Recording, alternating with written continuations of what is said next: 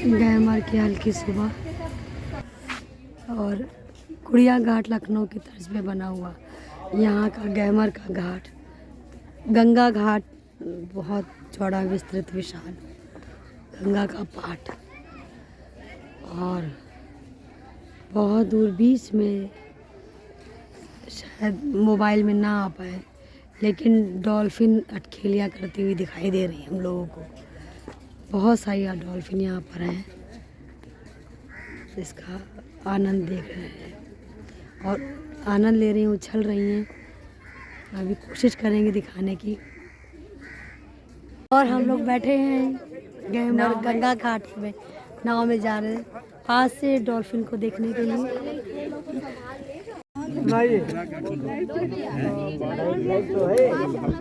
बहुत अच्छे हो मांगेंगे। पिछले साल 22 तारीख को हम गंगा जी चल पड़ी और हम लोग कैमर नाव में बैठे हुए स्टीमर से जा रहे हैं और बहुत सारे लोग हमारे साथ में हैं जिनको हम लोग देख रहे हैं। स्टीमर से हम लोग बैठ कर जा रहे हैं, बहुत सारे लोग हैं पूरे नाव में बैठे हुए हैं, स्टीमर जो है और बैठे मज़ा ले रहे हैं और कोशिश करेंगे कि डॉल्फिन हमें नज़र आए। और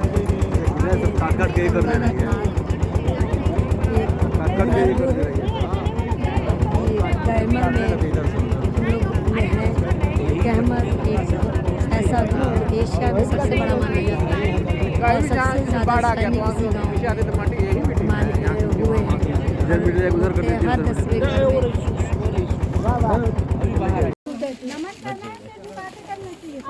10वें गैमर का सूरज आ गए हैं लोग अभी और ये सब लोग बैठे हुए हैं साथ में, जिनके साथ पूरा एक ग्रुप है संगीतकारों का, कवि यहाँ पर हैं और ये अखंड गैमरी जी दिखाई दे रहे हैं जिनके आमंत्रण पे सब यहाँ इकट्ठा हुए हैं। और ये सारे लोग दौड़ दौड़ के आ रहे हैं नाव में बैठकर आनंद लेने के लिए। सब एक दूसरे को बुलाने की जल्दी आई है बैठे दोस्तों। और ये है गंगा का विस्तृत पाट बहुत दूर दूर तक।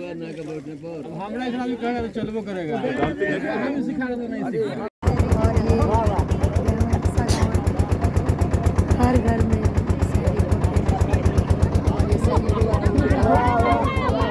यहाँ पे काव्य पाठ चल रहा है, पूरी कवि और सब लोग यहाँ एकत्र है तो साथ साथ काव्य पाठ भी प्रारंभ हो गया है।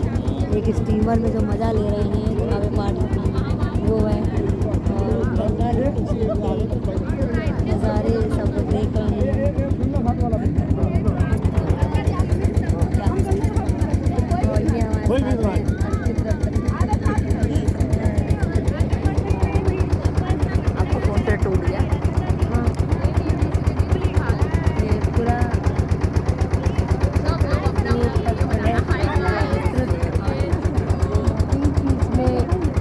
डॉल्फिन भी नज़र आ रही है लेकिन शायद मोबाइल में नहीं आ पा रही, लेकिन यहाँ पे बहुत अपार डॉल्फिन को देखने का अवसर मिलता है जो अद्भुत है। नाव से उतरने की तैयारी हो गई। घाट एक छोटी सी शैली के द्वारा वो लड़का उतर गया। मोहित रुक जाइए, अब चढ़ा है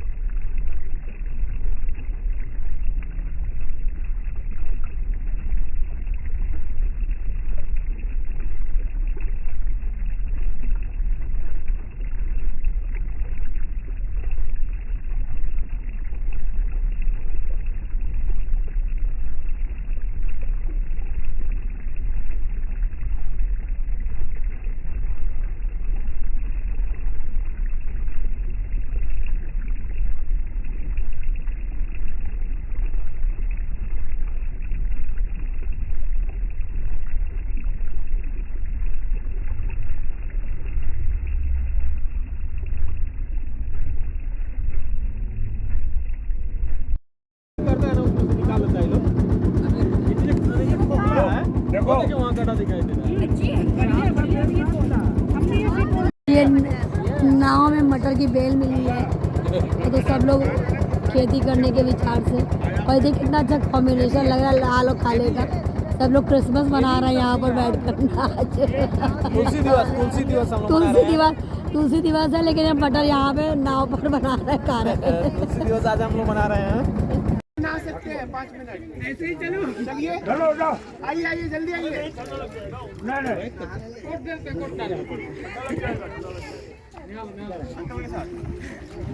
गैमर के विशाल वट वृक्ष के नीचे जिसमें नीम, पीपल, बरगद की अनेकों शाखाएं एक साथ एक लाइन से लगी हुई है।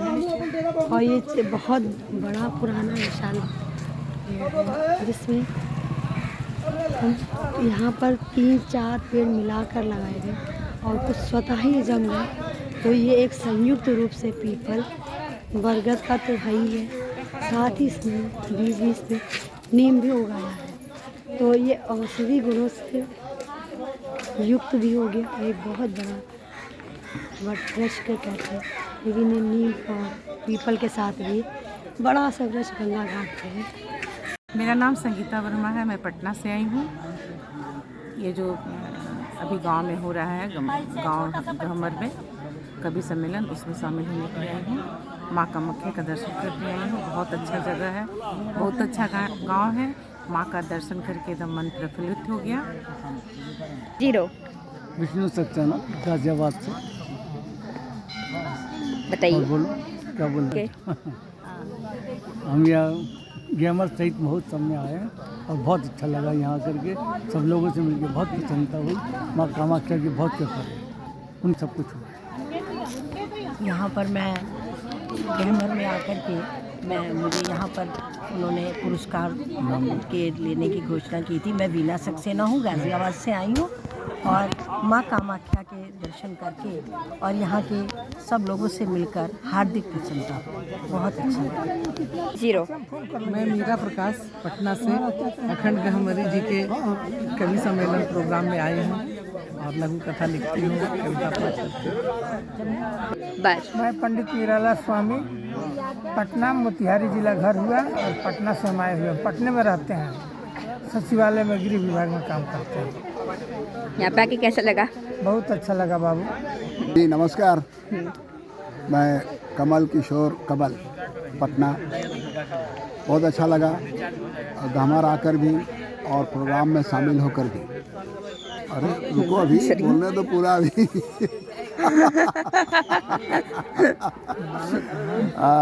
ये और आशा करता हूँ कि आगे भी ये संबंध बना रहेगा। बहुत अच्छा, धन्यवाद। कर्मयोगी कोटा से आया हूँ और यहाँ पे आपको कैसा लगा? यहाँ आकर बहुत अच्छा लगा। प्राकृतिक वातावरण है और माँ गंगा का आशीर्वाद है उसके सानिध्य में, और सभी पाप धुल जाते हैं माँ सरस्वती कृपा से। और गंगा दोनों के मिलन से एक अलग ही विलक्षण अनुभूति हुई है। 8वें वर्ष के तीसरे दिन गंगा स्नान और कामाख्या दर्शन पूजन के बाद ये पहला सत्र 7 सालों के इतिहास में पहली बार कई लोगों की मांग पर कामाख्या धाम में एक अल्पकाल के गोष्ठी, यानी बिल्कुल आपको जो कहना है वो बहुत ही कम समय में इतने लोग 45 मिनट के अंदर निपट जाने हैं। और इसके बाद हम यहाँ नाश्ता करेंगे। नाश्ता करने के बाद हमारा सत्र शुरू होगा कार्यक्रम का। कार्यक्रम में सबसे पहले सांस्कृतिक कार्यक्रम है, फिर शॉर्ट फिल्म पर परिचर्चाएं हैं, रोजगार पर परिचर्चा है। इसके पहले ये कार्यक्रम शुरू हो, जिस जगह पर आप आए हैं उस जगह के मैं बारे में आपको बता देता हूँ। इस मंदिर की स्थापना सन 1935 में राजा धामदेव राव द्वारा की गई थी। फतेहपुर सीकरी से जब वहाँ युद्ध हुआ तो फतेहपुर सीकरी से राजपूत वंश के सिकरवार गोत्र के लोग, सिकरवार वंश के लोग वहाँ से पलायन हुए और यहाँ पर आकर के जिस जगह पर आप बैठे हैं, यहाँ से 500 मीटर की दूर एक सकराडीह नाम की जगह है। सकराडीह उसे क्यों कहा जाता है? सकरा का मतलब होता है छोटा और डी का मतलब होता है जगह। एक छोटी सी जगह थी। ये पूरा का पूरा इलाका गंगा के बाढ़ में आज भी डूब जाता है। तो पहले क्या स्थिति होगी आप उसको जान सकते हैं। इस मंदिर की स्थापना एक छोटे से जगह पे हुई जहाँ सिकरवार वंश के राजा धामदेव और गंगेश्वर उपाध्याय द्वारा की गई। मंदिर बन गया। धीरे धीरे एक इतिहास चला, औरंगजेब का शासन आया, इस पूरे मंदिर को ध्वस्त कर दिया। पूरा मंदिर अपनी जो पौराणिक उसकी जो प्राचीन लिपियां थी, प्राचीन पत्थर थे, वो सारे तोड़ दिए गए। वो आज भी रखे हुए हैं, क्योंकि महंत जी नहीं है, वरना मैं आपको लोगों को दिखा देता। इसके बाद सन 1984 ईस्वी में एक तेजमन नाम के स्वर्णकार थे। उन्होंने इस मंदिर, उनको शायद कोई स्वप्न अपना आया या उनकी मनोकामना कुछ पूर्ण हुई। इसमें भ्रांतियां हैं, कोई स्वप्न कहता है, कोई मनोकामना पूर्ण कहता है। इसके बाद इस मंदिर का पुनः निर्माण चालू हुआ तो यहाँ पर जब आप अंदर गए होंगे तो देखे होंगे 2 मूर्तियां भी रखी हैं, लेकिन उसके बगल में भी एक मूर्ति थी। काशी के पंडितों द्वारा इसका निर्माण कराया गया। 1980 के दशक में जो वर्तमान माँ कामाख्या परिसर के अध्यक्ष हैं जमेजर सिंह, जहाँ हम लोग का कार्यक्रम हो रहा है, इन लोगों की एक टीम ने इसके सुंदरीकरण का बीड़ा उठाया। यहाँ बगल में तालाब आप देख रहे हैं, यह पूरा का पूरा तालाब गहमर और आसपास के लोगों के श्रमदान के द्वारा इसको खोदा गया। इसमें कोई लेबर नहीं लगा। पूरा का पूरा मंदिर पत्थर ड्यूटी लगती थी कि आज इस मोहल्ले के लोग आएंगे, आज इस मोहल्ले के लोग आएंगे, आज इस मोहल्ले के लोग आएंगे। करते करते समय बीतता गया, नेता परेता आते गए। फिर यहाँ पर जहाँ सकराडीह नाम की जगह है, यहाँ वन विभाग ने अपना गेस्ट हाउस बनाया। तो इस इलाके का पहला गेस्ट हाउस वन विभाग में गेस्ट हाउस के रूप में यहाँ पर बना। चैती नवरात्र के दिन आपकी हिम्मत नहीं है, आप यहाँ के लोकल हो चाहे जहाँ के भी हो, इस परिसर में खड़े होकर के आप एक जगह खड़े रह जाओ। आप एक जगह खड़े रह, कम से कम 3 से 4 लाख की भीड़ यहाँ पे नवरात्र में होती है। पूरा सावन, अभी चूँकि आज भी 25 दिसंबर है, काफ़ी भीड़ यहाँ पे आएगी, लेकिन नए फैशन के तहत। तो ये मंदिर का इतिहास है। इसकी अब एक सवाल अक्सर लोग कहते हैं कि कामाख्या तो गुवाहाटी में भी है। उसके पीछे का कारण आपको मैं बता दे रहा हूँ कि क्यों दोनों एक हैं। राजपूत वंश के जो पितामह कहे जाते हैं, उनका नाम था खावड़ जी महाराज, जो इतिहासकार जानते हैं। तो वो कामाख्या देवी के हेलो हाँ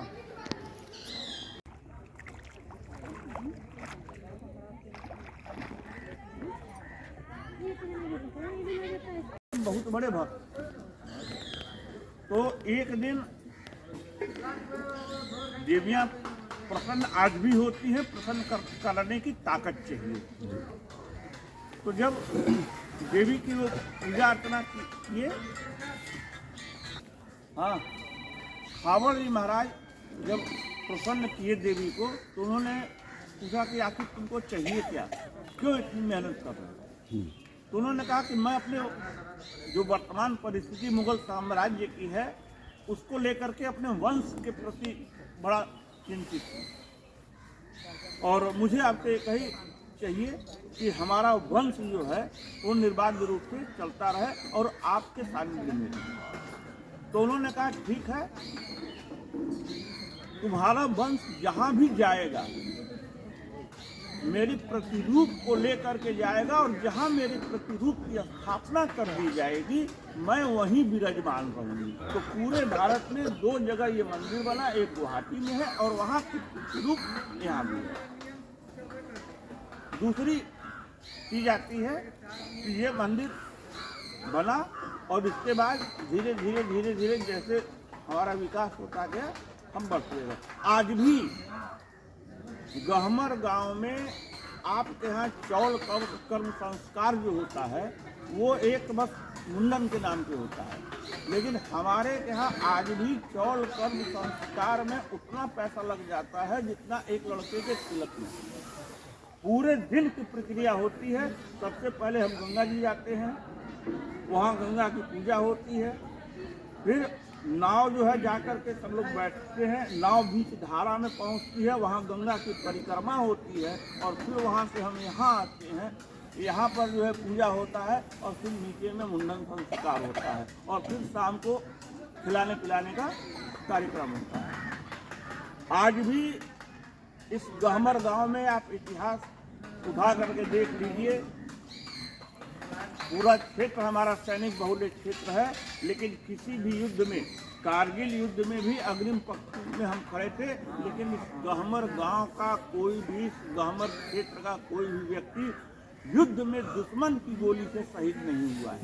नहीं हुआ। कारगिल के ऊपर मैंने किताब लिखी है। जो व्यक्ति फौज में है वो आता है यहाँ, जो छुट्टी आएगा पहला काम करेगा वो मंदिर में आएगा, यहाँ पे दर्शन करेगा और फिर यहाँ से जाते समय जब उसकी छुट्टी खत्म होगी। मेरे गांव में एक जगदीश सिंह है, आप खुल करके आश्चर्य करेंगे, आपके रोहें दहल जाएंगे। शांति सेना में वो भारत की तरफ से श्रीलंका गए थे। जब वो श्रीलंका गए थे, ये पहुंचे ही रहे थे वहाँ पे, तब तक फाइटर विमान से हमला होने लगा। इनके साथ के सारे लोग मर गए और ये एक बालू के टीले में हम 3 दिन तक बमबारी होती रही। उनका ये पूरा गर्दन और ये पूरा निकल करके बाहर चला गया। 3 दिन के बाद उनको भारतीय सेना की तरफ से सहायता मिली, वो आए और 3 साल तक बेहोश रहे, लेकिन फिर भी आज भी वो जिंदा है। जय माता। आप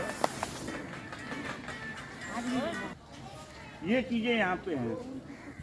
कारगिल युद्ध में हर कुछ हुआ, लेकिन भाई कोई दुर्घटना से चला गया उसकी बात अलग है। फौज में दुर्घटनाएं तमाम प्रकार की होती रहती हैं, लेकिन आज भी 1971 में जब पाकिस्तान का युद्ध हुआ पाकिस्तान के साथ, तो ये मंदिर, कभी भी भारत में युद्ध होता है तो मंदिर बंद कर दिया जाता है, क्योंकि आप लाख पूजा कर लें, मंदिर मूर्ति के चेहरे पर आपको रौनक दिखाई ही नहीं देगी।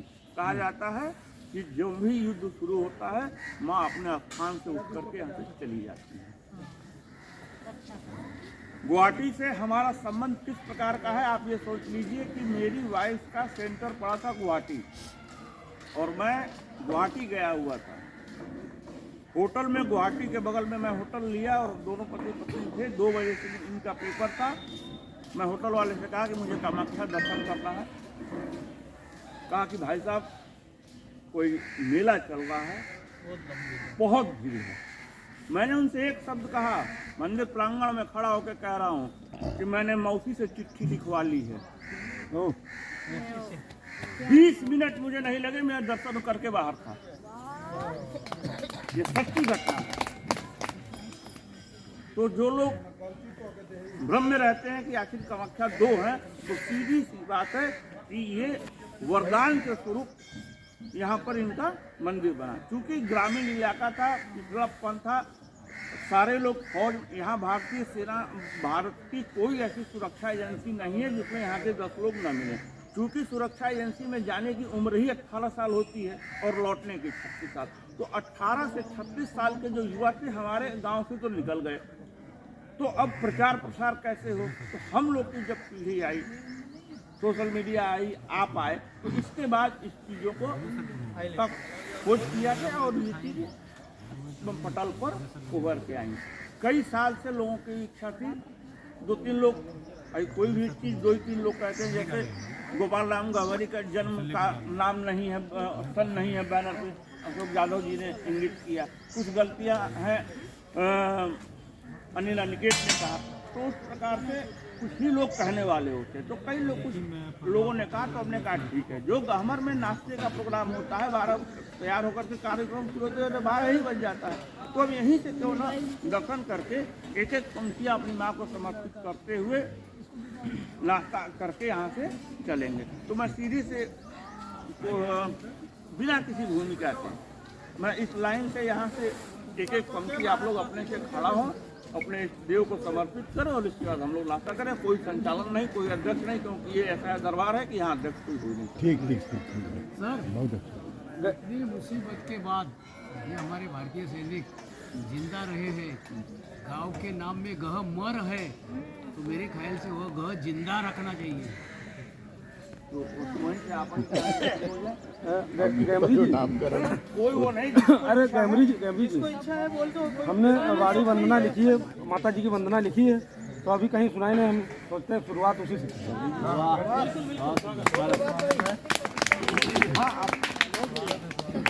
प्रभात भाई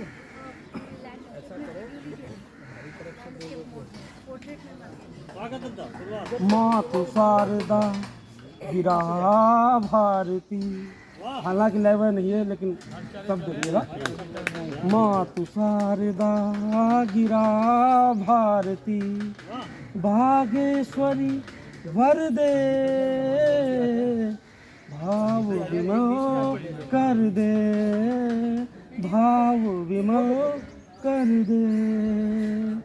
विधा व्याकरण ज्ञान नहीं है, सुर का भी अनुमान नहीं है।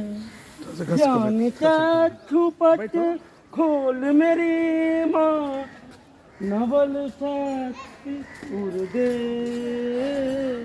भाव विमोह कर दे। मुख कृपा से तेरी दाता, मुख कृपा से तेरी दाता, सारे गावी जिसे आता, मैं तेरा गुण। स्वागत और अभिनंदन करता हूँ। मैं यहाँ पीछे कुर्सी पे बैठ के प्रोग्राम देख रहा था। जीतने वाले और रनर में कोई बहुत ज्यादा फर्क नहीं रहता, लेकिन फिर भी एक मील का पत्थर होता है। यहाँ जो एकेडमी की जो डांस एकेडमी की जो हेड थी, उन्होंने कहा, तो मैं इस पर एक ही बात कहना चाहूँगा कि गजब का मैडम ने डांस किया, रतन मैडम ने। मैडम मैं अपनी कुर्सी छोड़ खड़ा हो गया। और सबसे बड़ी बात होती है कि डांस के साथ साथ, नृत्य के साथ साथ अभिव्यक्ति, ये दोनों चीजों का जो तालमेल था मैडम का, वो गजब का था। और मैं तो कहूँगा कि जो एकेडमी की, जो डांस एकेडमी की जो हेड हैं, उन्हें इन मैडम से कुछ सीखना चाहिए और इनको अपना गुरु बना लेना चाहिए। दूसरी चीज है कि जो प्रीति मैडम ने अभी गजल गाई, रियल में गजल तो बढ़िया थी, मैडम की आवाज भी मुझे तो लगा कि एकदम मतलब इससे शानदार आवाज नहीं सुनी जा सकती।